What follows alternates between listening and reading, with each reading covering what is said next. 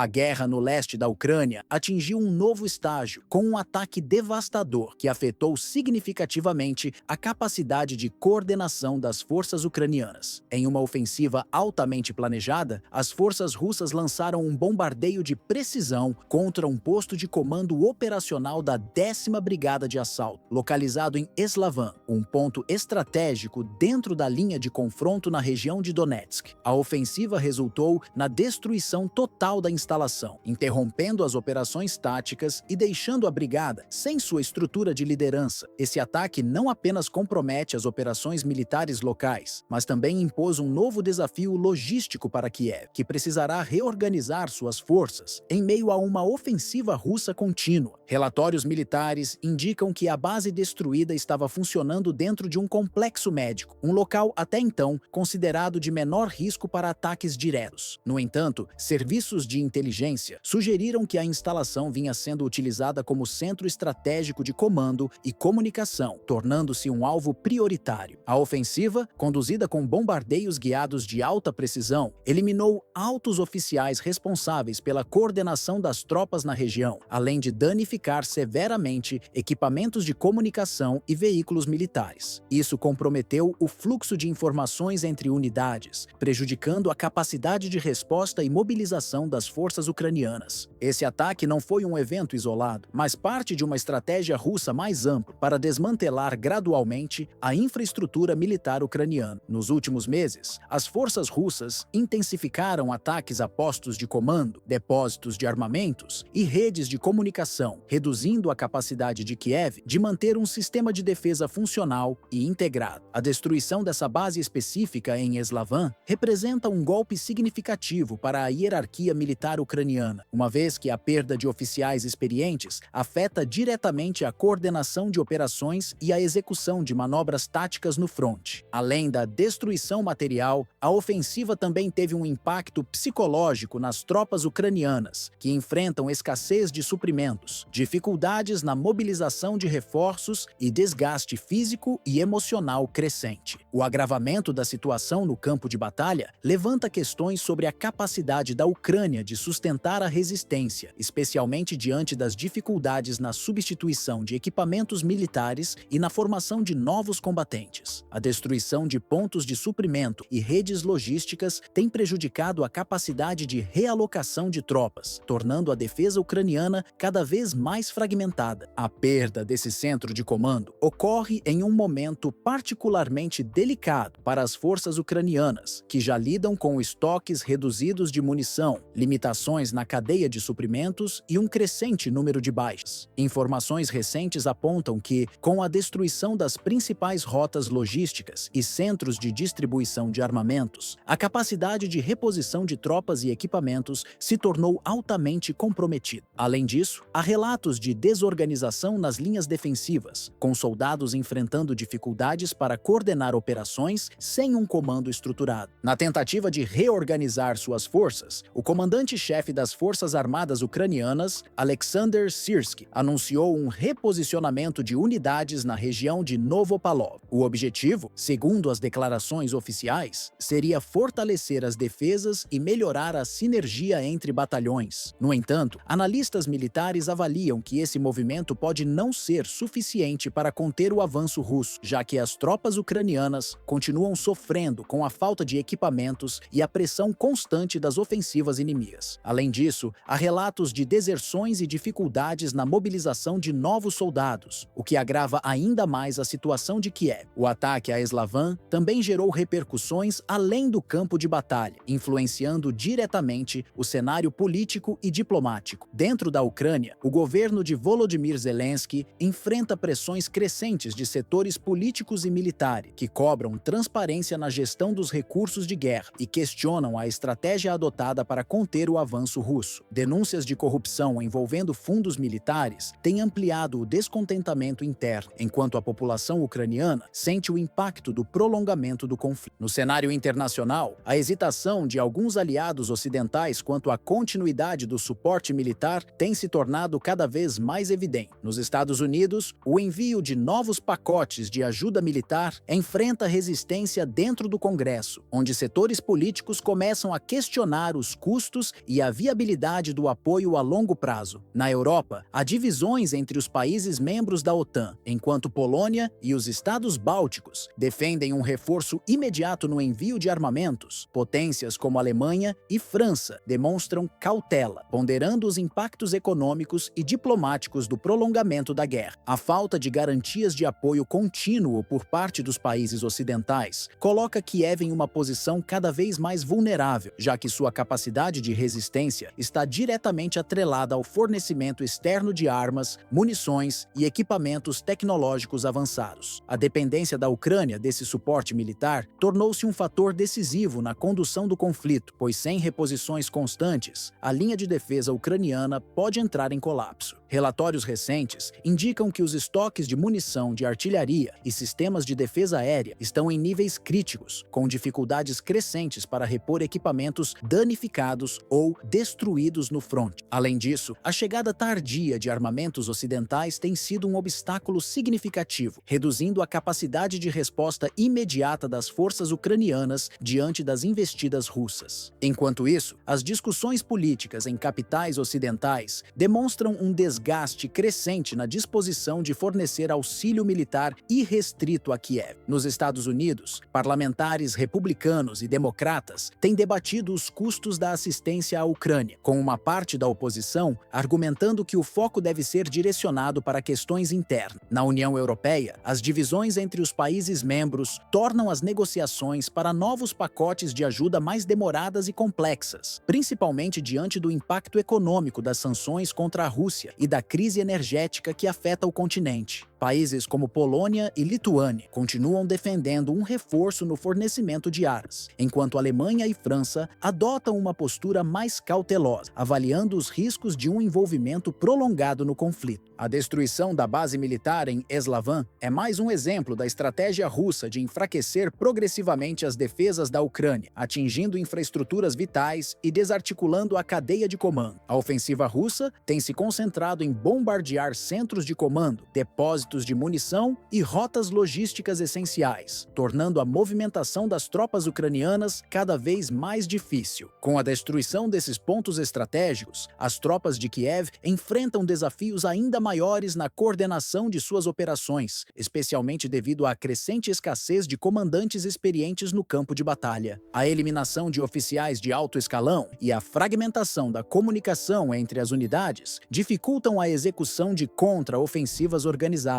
permitindo que Moscou avance gradualmente em várias frentes. Além dos impactos diretos no campo de batalha, a dificuldade na manutenção de um fluxo logístico confiável compromete a moral das tropas ucranianas. Sem suprimentos suficientes e enfrentando um inimigo bem equipado, soldados relatam esgotamento físico e psicológico, o que resulta em uma menor eficiência combativa e em um aumento no número de deserções. Esse cenário gera um efeito dominó, que compromete ainda mais a capacidade de resistência do exército ucraniano, já sobrecarregado pela falta de novas levas de recrutamento treinadas adequadamente.